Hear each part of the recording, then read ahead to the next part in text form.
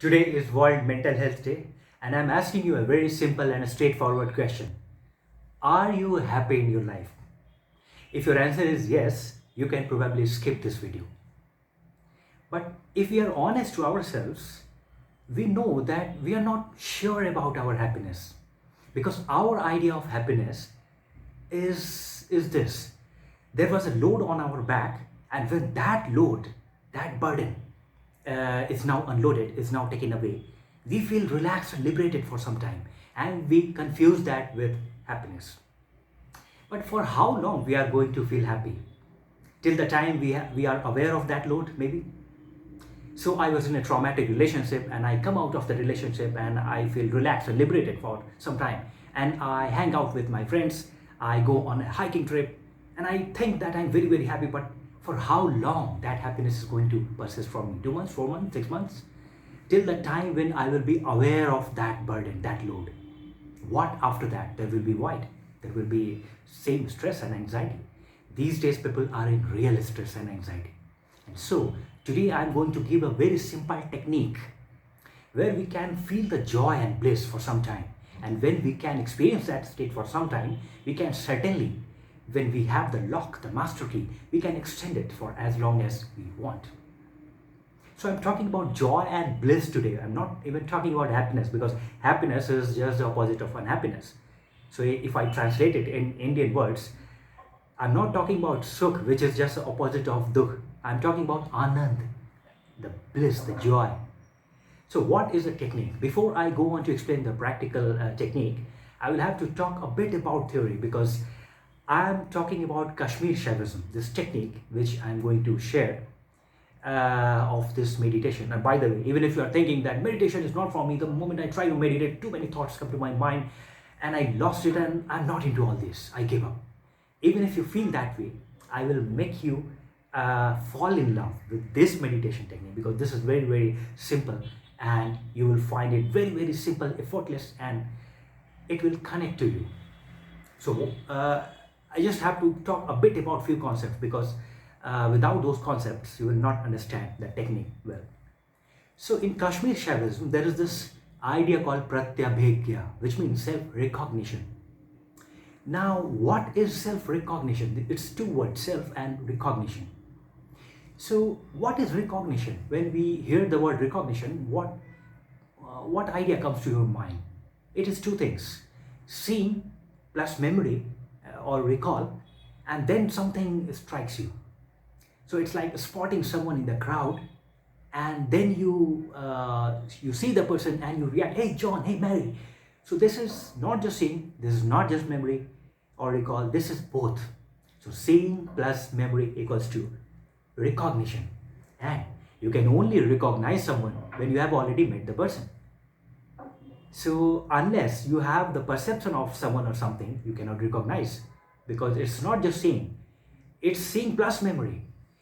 So this is recognition. Now we're talking about self-recognition. This is what this philosophy is saying. It's a rock star philosophy. It's a vast philosophy. We can go on talking for hours, but let's just try to make this concise, because these are the days of micro learning, and if I'm going to make it a longer video, then probably few people will be able to stretch up to 15 to 20 minutes. So this Pratyabhigya, which translates to self-recognition, is an idea to recognize the self. And the moment this Pratyabhigya happens, you recognize your real self. That is the moment of that state of uncontrolled joy and bliss. And it's not a myth. You can feel it. You can reach that state instantly. Pratyabhigya is instant, like instant coffee. It's not if someone tells you years and years of practice, you have to do this to reach that state. No, they are saying it's instant. So this is what Pratyabhigya means. Instant. I watch someone and instantly I recall, hey, just like that. So what is self then? Recognition we understood. How to recognize the self? Now to answer this question, I will have to give you the meaning of two words which they use in this philosophy. One is prakasha, another is vimarsha. Prakasha means the light of knowing. You can call it consciousness, the static consciousness, or Shiva. Vimarsha is Shakti, the creative potency behind all the manifestations in this existence. Now, the most unique thing and interesting thing about this Kashmir Shaivism philosophy is this. Prakasha is aware of its Prakasha because of the powers of Vimarsha. So Shiva is aware of its Shiva nature because of Shakti. It's like the light has a self-reflection quality. Light is aware of its light because of powers of Vimarsha. When Shiva and Shakti unite, and they're inseparable from each other anyway, so it's like sun and sun rays. You cannot separate either of them. So sun rays means sun and sun means sun rays. So when Shiva and Shakti unite, when Prakash and Vimarsha come together, when because of the powers of Vimarsha, Prakash becomes aware of its Prakash nature, then Vimarsha goes into the background. And it's only now that singular state of consciousness, that awareness, and that is the state of a joy and bliss which is not dependent on something. And that is the state we are all eternally seeking for. We are all in this world longing to reach that state, which is why we are feeling the void all the time. Even if we meet someone special, we feel so happy for some time, but eternally we all have that void. And the reason of that void is this, because all of us are eternally longing for that Pratyabhigya, that self-recognition state. Shiva is longing to reach that state of Shiva, and this is possible. It's only about awareness. But other than that, do I have to quit the world? Do I have to change anything in this world? No. This is what Abhinav Gupta is telling in Pratyabhigya Vimarshini, his famous book. Abhinav Gupta is one of the greatest sages who ever came. He was a polymath. He has written so many things on so many different subjects. So he is saying that the world is not unreal. Come on, everything is real. You cannot say this is illusion, this is unreal. And this is one big difference between a related philosophy of Advaita Vedanta, because Advaita Vedanta is telling you that the world is unreal and not unreal, let's call it illusion. And once you transcend to that Shiva state, then this illusion drops for you. So Brahmam Satyam Jagat Mithya, this is the idea. And this is, there is a difference. This is where there is a difference between Kashmir Shaivism and Advaita Vedanta. Kashmir Shaivism is telling you that everything is real. And what will you change here? Because everything is Shiva only. Everything is Shiva manifested in different forms through the power of Shakti. So what are you trying to change? So what is it about then? It is only about that realization, nothing else. And the moment you have that realization, that Pratyabhigya, you feel that state where Prakash becomes aware of its Prakash, and there is an inexplicable joy. Does it happen to us in our real life? Accidentally, yes. Sometimes it happens. I'm listening to some podcast and I'm walking on the road and suddenly a vehicle comes and instantly I become very much aware. I feel something, the impact on my abdomen, navel. Why I feel the impact on my abdomen and navel when there is an accident, I will come to it later. But I become only aware. I'm not thinking, because at that moment if I'm thinking, then I will not be talking to you right now. So I'm not thinking, it's just awareness. And all the desires of this adventure sports and all this risk-taking, this adventures that human beings do is, by the way, an attempt to reach that state, the longing to reach that state. And in dangers, in adventures, we have that awareness, the thrill of awareness. So it's about that. It's not an entertainment actually, if you go into the psychology. Anyways, so does it happen to us accidentally in our day-to-day life? Yes. But is there a way to take control of ourselves and do this the way we want and reach that state for an extended period of time? Yes. Yogis all over the world have been able to successfully reach that state for an extended period of time. So, how is it possible practically? Now comes the practical demonstration. Now, there is a very famous book, Spandan Karika, written by Somananda. Not by Somananda, it was by Vasugupta. In 800 AD, he wrote this. So in this Spandan Karika, he mentions that Spandan is the divine vibration of the feminine, the creative feminine. By the way, let me explain what is spandan, because spandan is not it's not just watching, it's not hearing. There is no exact word in English that I'm getting, because it's like the pulsating experience of divine vibration. And it's not watching only, it's not hearing, it's something more. But let me take the nearest equivalent for now. Let me call it watching. So when you are watching your breath, which this book is saying that the breath is the manifestation of the divine feminine. So if you are watching the breath, there comes a time when via this Shakti, this divine feminine, you get connected to that Shiva, that state of consciousness, which is what we just discussed. That through the powers of Shakti, Shiva, once Shiva becomes aware of its Shiva nature, that is a state of joy where there is no stress, no anxiety, and there is a permanence. It's not temporary, that it's dependent on someone or something, and when that person or that thing is taken out, then we become stressful and we feel the anxiety and void. No, there's a permanence here. So how is this happening? Once you start watching your breath, then two things happen. One, your breath starts to go deep and it goes deeper. You can practice this right now. You can do this, because Tao is also saying the same thing. In Madhyamika Buddhism, they are saying the same thing, that once you watch your breath, Vipassana, they say, it starts to go deep and it touches your Tanden center.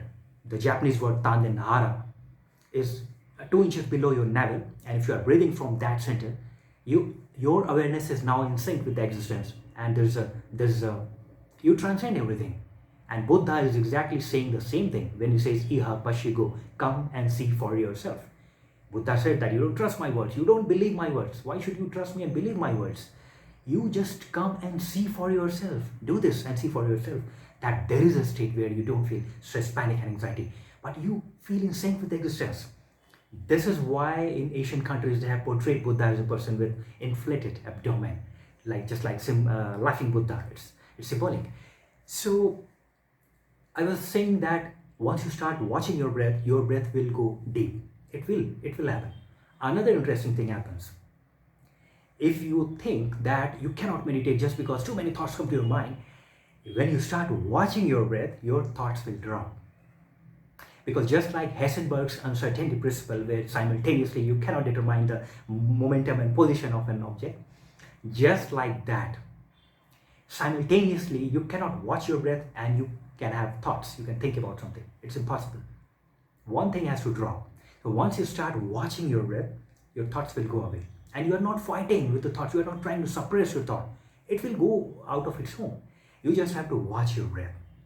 And if still your thoughts are coming to your mind, that means for that brief moment you have lost that observation of your breath. Only one thing will happen.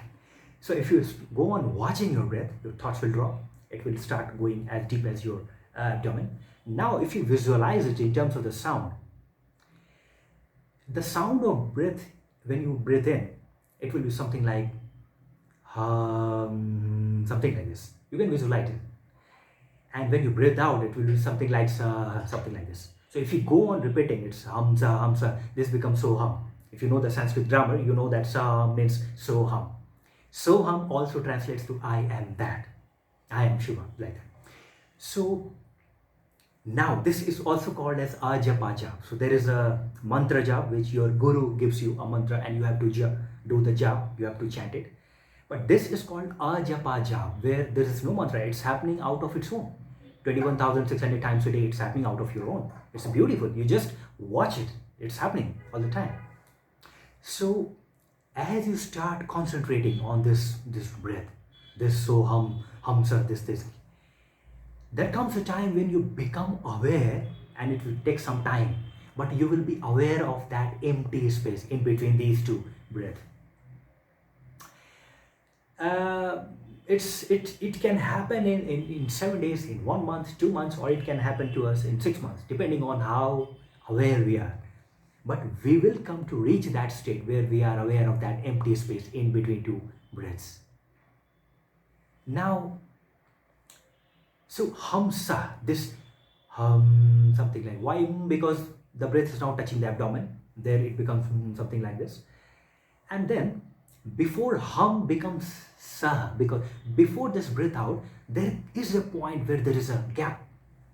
there has to be a gap, because the breath is coming like this, touching the abdomen at the peak, and then stops for a while, and then it rebounds, and same thing happens the other way. So before it rebounds, there is that empty space, that gap. Concentrate on that gap. That is the Shiva, the state of supreme silence, awareness, supreme eternal consciousness they are talking about. So using Shakti, because breath, they are saying that this manifestation of the divine feminine, using Shakti, now we have touched the Shiva. And because of the powers of Vimarsha, now Shiva, Prakash is aware of its Prakash. That it's nothing, everything is Shiva only. There was manifestations in different forms. So Shakti, this is what Kashmir Shaivism or the Trik philosophy, because Kashmir Shaivism was known as Trik philosophy until 1900, this is telling us. And this is the same science. These days Navratri is going on in India. What is the science behind why Indians are worshipping a female goddess? This is the same science. Now when they are creating an idol or a murti, they are creating a link or a bridge between the form and the formless. That. And you can only start from where you are. We are standing at the form. So from the form, from where we are standing, which is the form, we have to create a bridge through which we will reach the formless. And this bridge is created in such a way that one end of the link, the bridge, is touching the form, and another end of the bridge is touching the formless. And this process, this consecration process, is called Prana Pratishtha. So once this Prana Pratishtha is done, it is no more a lifeless object for it. Lifeless object. It is very much alive. You can feel that spandan when you visit a pandal. You can feel that energy. So technically, this word idol worship, murti puja, is an oxymoron. Yes, it's an oxymoron, because if you are doing puja correctly, it's no more a murti for you. If you are doing the worship correctly, it's no more an idol for you. You get transported to that transcendental. So if you are doing worship correctly, it's no more an idol. If it is still an idol, you are not doing the worship correctly. You need to go back to the scholars and learn this process of Prana Pratishtha. This is why I'm saying this murti puja, this idol worship word, is an oxymoron. So this is the same science they are using in this when they are worshipping Shakti, the divine Shakti, in different forms. So it's same thing. It's like it's using Shakti. Now we are reaching that state, because they believe that everything is a manifestation of the divine feminine. Entire existence is just the manifestation of that creative divine feminine. And there is a state where we become aware of that joy, anand, and there is no dependency on someone or something. Our happiness is not on somebody else's pocket. Now our happiness is on our pocket. So can we reach that state accidentally in our day-to-day life? Yes. But can we do this ourselves? Can we do this willingly? Yes. So it's like this. The life is a journey, and the ride will anyway happen.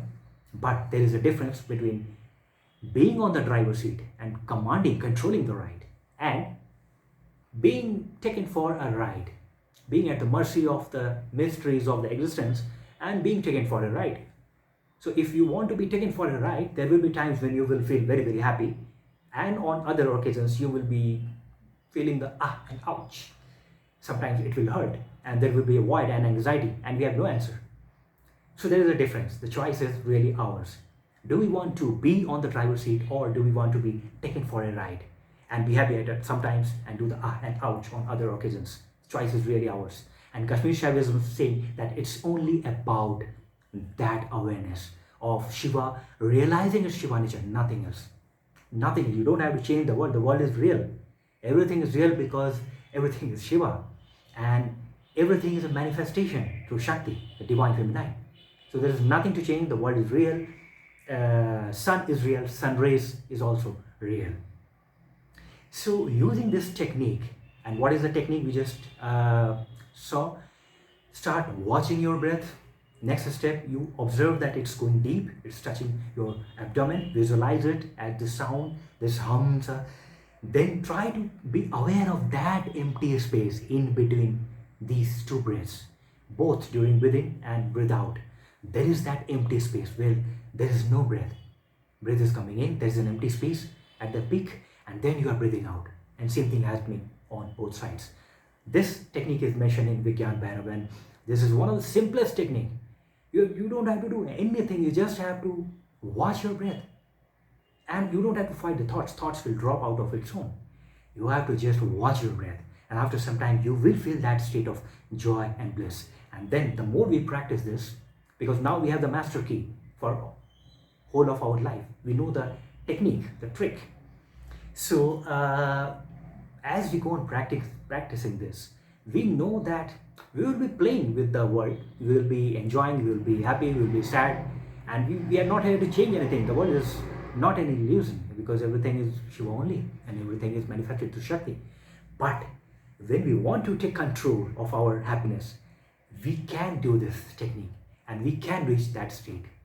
There have been great yogis all around the world who have reached that state for extended period of time, for as long as they want to be. Let's try this and see the magic. There will be a transformation slowly as we go on practicing this technique. Don't just be happy, be joyful, be blissful. Your happiness should not be on somebody else's pocket so that they can play with the happiness. No, my happiness should be on my pocket.